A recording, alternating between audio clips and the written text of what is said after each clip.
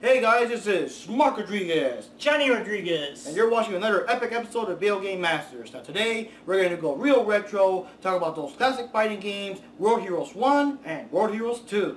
Let's check it out. Hansel versus Johnny.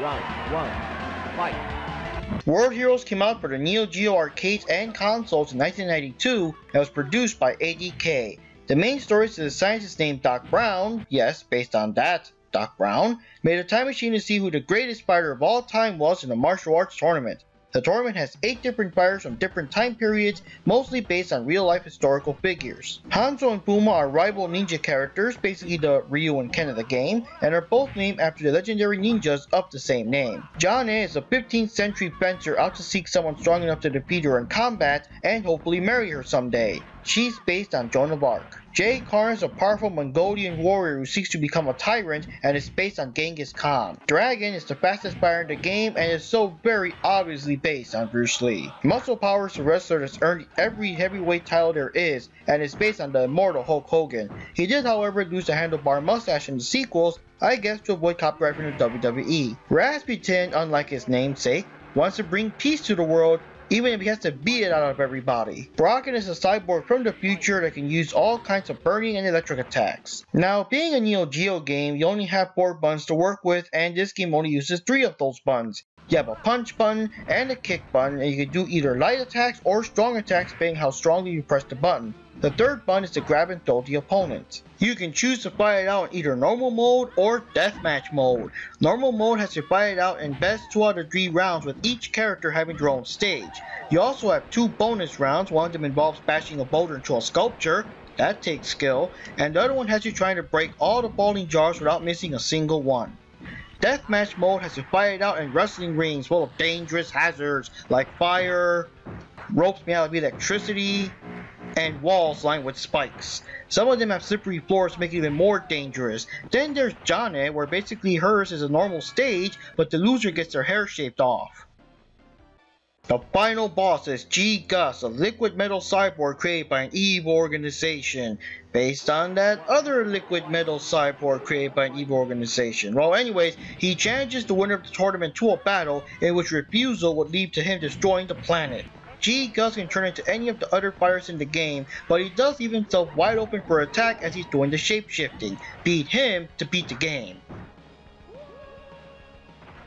Alright guys, so now for our thoughts on World Heroes 1. I gotta say though, the first time we were both exposed to World Heroes 1 was we were little kids and our dad went to Mexico for some kind of trip or whatever, and he knows that we love video games, so he wanted to film some arcade footage for us and everything. And he was recording these old pirated Street Fighter Champion Edition, you know, those old ones that had like the multiple fireballs zigzagging and the characters teleport or do weird moves they're not supposed to. Or you can even change characters in the middle of the match, all random. It's all glitchy, it's all like fucked up and weird or whatever. And that's why eventually Capcom did make Street Fighter Turbo to kind of fight against that, you know. But in the background there was this other game, this weird wizard guy with a giant hand. We're like, whoa, what's that? And these death matches with fire and electricity and, you know, spiked walls, and you hear the ding ding ding in the background, and we're like, whoa, what's this game? This looks kind of cool, you know. And yeah, eventually it came to our arcade and you know, the States and everything, so we got to play it, and yeah, it was pretty awesome. And yes,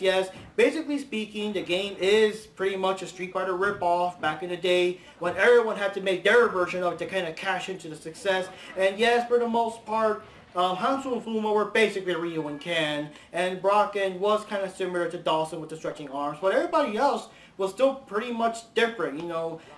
Jane was the woman of the game, but she was a sword-fighting fencer that threw firebirds, you know. Now the music was probably the only part that was kind of down, I should say, not up to par. It was just in the background. It was pretty much in the background. It wasn't really that rocked up or nothing. I guess it wasn't really distracting either. I wouldn't say it's bad, but it's just in the background, you know, nothing really memorable. The death matches were pretty cool. For the most part, everyone in the arcade always picked the death matches because it was just so cheesy, it was just so awesome. And yes, the SNES version, even though of course it did have limitations because it's, you know, 16-bit compared to the whatever 100 Mega Shock or Neo Geo, it still did a very good job, at least in the basic gameplay. It was still a lot of fun to play. And that's my thought. It was still a good game. It's not like the most badass game elsewhere or whatever, and you might not like it so much now playing it, but at least for me, like for memories, for nostalgia's sake, it was a fun game. Wow, okay, what I thought about the original World Heroes one, well, I have to say that I was a huge fan of the first game to the point that was like one of the first games I wanted to purchase when it was on the SNES, you know, because it was like you know, yeah, you always have a Street Fighter 2, but you also have to have a World Heroes, and, you know, it's not like as popular as Street Fighter 2, but it did have its own gimmicks in the game. Again, like what he said, it had all these crazy death matches, and people are getting, like, you know, cut up and thrown, and it's just like, it's crazy. You never see anything like that in a fighting game. The characters are pretty interesting because then, you know, you have King Dragon, which is kind of like a Bruce Lee look-alike. John is like the only female fighter, but again, like what he said, it's like she's like a sword fencer, so and that throws firebirds. Like, yeah. And then you have a big Mongolian guy with all these spies. You know, it's Brocken's a big robot. But you get the idea. They have a whole bunch of interesting characters in the game, and I don't know, I just think that no matter how much the game kind of plays like Street Fighter 2, like in the sense that, you know, they kind of have most of the basic mechanical moves, the basic what you would do in the Street Fighter type game, but then they have their own extras that Street Fighter never has. I don't know, personally I like the game. I forgot the SNES version was harder than the arcade. Yeah, more or less. It was kind of like a basic game in a way. Like, it's not too... Oh, sorry. It's not too complicated. It's not like nothing, like, you know, too complicated or whatever to play the game. Bam. So now let's go to the next game, the big 140 Mega Shock sequel, which is World Heroes 2. Let's check it out. Engineer. Jam. Versus. Man. Round 1. Fight.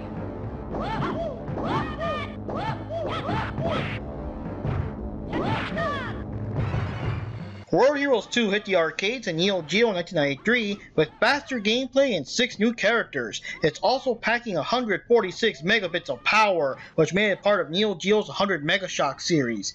Due to G-Gus interfering last time, Doc Brown opens up a brand new tournament to see who the strongest fighter in all history is one more time. The game has a few changes here and there. You still have a punch button and a kick button, but this time the throw button doubles as a taunt button. This means you have to be very precise with your throws, or else you're going to do a taunt instead and leave yourself wide open to attack. Blocking the projectile at the very last moment will bounce it right back to the opponent. And also, pressing the buttons with precise timing helps you counter someone else's throw, so you could use your own throw against them. The 6 new guys are Captain Kid, based on the real-life pirate of the same name, Shora, the Muay Thai champ based on real-life Muay Thai hero Nai Kanan Tom, Eric, who was based on the real-life Viking Eric the Red, and we also have Ryoko, a modern-day judo champion, and kind of sort of modern-day since the game is in 1993, and she's based on the real-life judoka Ryoko Tamura. It's also worth mentioning that another game, Virus History, also has a girl named Ryoko based on the same person, so they both look pretty much alike. Mudman is a wild savage that fights using his giant tribal mask and weird spirits. Johnny Maximus, what I would assume a modern-day football player. Most of these guys don't really seem to be based on anyone in particular. The game continues with the choice between either normal mode or deathmatch mode. Normal mode is like any other fighting game. Everyone has all new stages and music, including the original 8. You also have 2 new bonus rounds. The first one has to smash down this pillar, I guess just because you can, and the other one has to destroy all the tribal masks to save this innocent girl from becoming a sacrifice. The deathmatch continues with life-threatening hazards like giant buzzsaws and landmines. The main difference this time is this tug-of-war seesaw-style energy bar. Basically, you both share a life bar, and the more damage you take, the more your bar leans toward the opponent's side, and of course, the more damage you dish out to the opponent, the more the bar leans towards your side. If you lose all your energy, you're knocked out and the referee will give you to the count of 10 to bash those buttons and shake that joystick to get back up. If you do, you get some of your life back and another chance to win. But be careful though, because the third time or so when you're down, you're usually down for good. That means you basically gotta defeat the opponent at least twice, keeping in mind you have to deal with both the timer and the extra hazards. This game is a lot harder than the first one, and you start off by fighting against the 6 new guys. Once you beat them all, you have to face 4 of the original 8 world heroes. Then you fight Neo G Gus. This time he mostly morphs into the 6 new characters and is a lot faster than before. He also doesn't take as much damage when he shapeshifts like the last time. The new final boss is Dio, another liquid metal monster who was a lot faster and stronger than G-Gus. Instead of morphing to the other characters, he takes you down himself, and his attacks mostly have him turn his arms and legs into sharp blades. He is so cheesy he can literally take you down in seconds if you're not careful. And if you think you can use a deathmatch mode to make it easier, think again. It won't really help due to the seesaw life meter and how fast and cheesy he is. World Heroes 1 and 2 saw home versions released for the SNES like we mentioned before, but also for the Sega Genesis. The first World Heroes game was a secret bonus game included in the SNK Arcade Collection for the PS2, and all 4 World Heroes games are included in a collection called World Heroes Anthology, also for the PS2. The Japanese name for this compilation was World Heroes Gorgeous. Okay. Finally, some of the characters have appeared in other games. Bulma was also in Aggressors of the Dark Combat, another game made by ADK for the Neo Geo consoles. Hanzo, Bulma, Mudman, Dio, as well as Kisara from Aggressors of the Dark Combat have also appeared in the game Neo Geo Battle Coliseum. Some of the characters have also appeared as cards in SNK vs. Capcom Card Battle DS.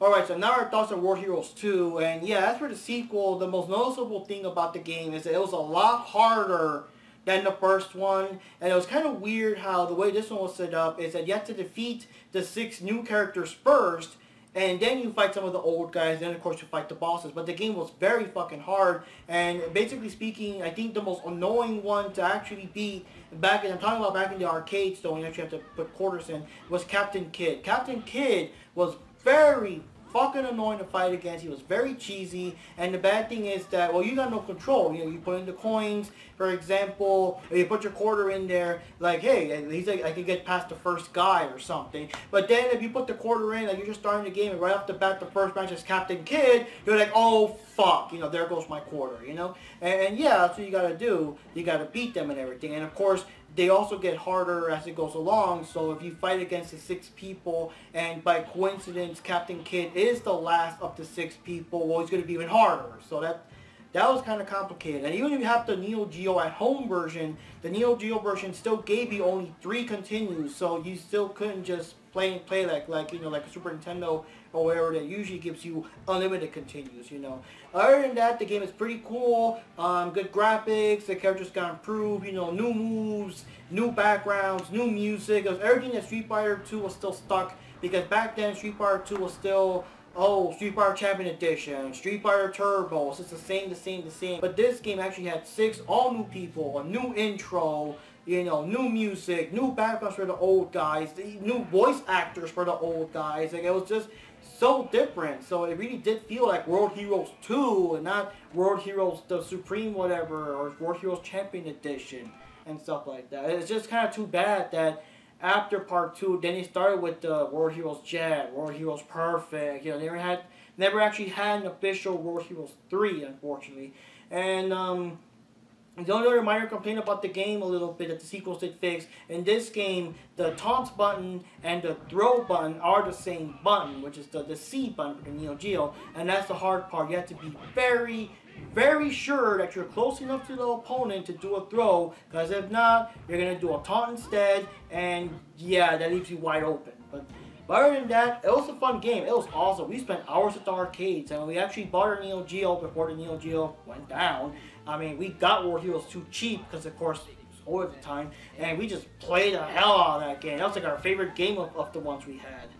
Oh, up to you, Johnny. Well, when I think about World Heroes 2, the action, it's very action-packed, it's very fast-paced, it's very difficult.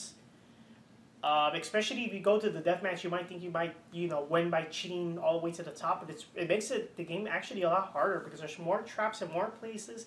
The enemies, you know, the difficulty level is very high, so they're gonna know how to kind of get you trapped in the corner to keep getting burned or electrocuted. And the soundtrack is really awesome. I really like the music in this game compared to part 1. I mean, it's really like, whoa, like they use all their, I don't know, megabits on that one.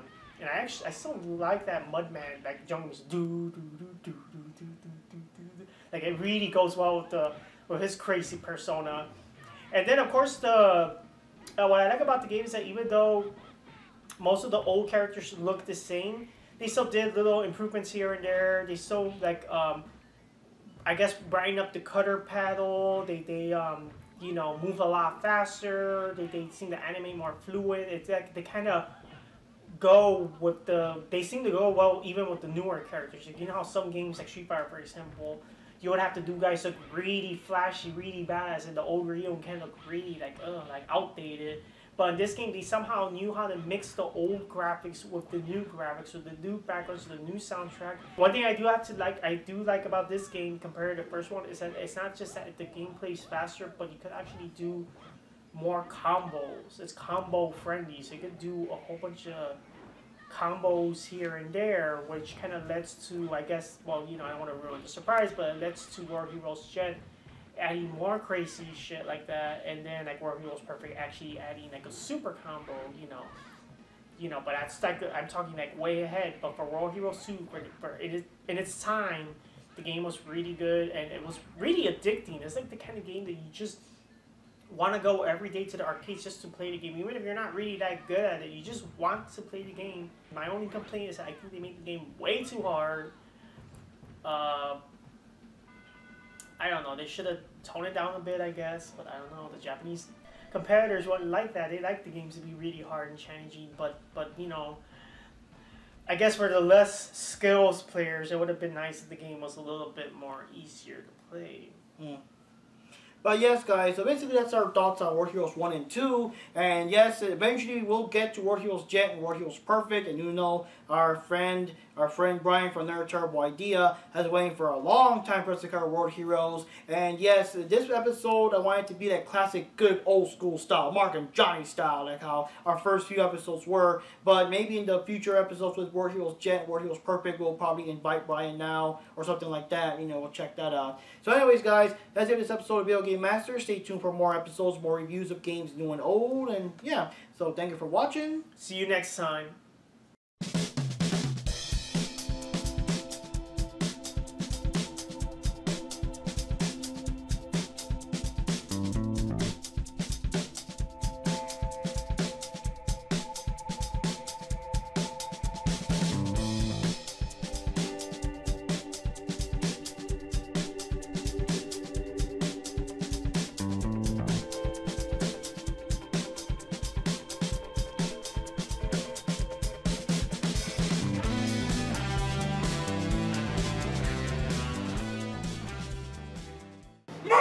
More! Mark! More! Mark! Hey, what's up, Warren? Hey, how's it going? You good? What the hell, bro? I don't have a problem with him.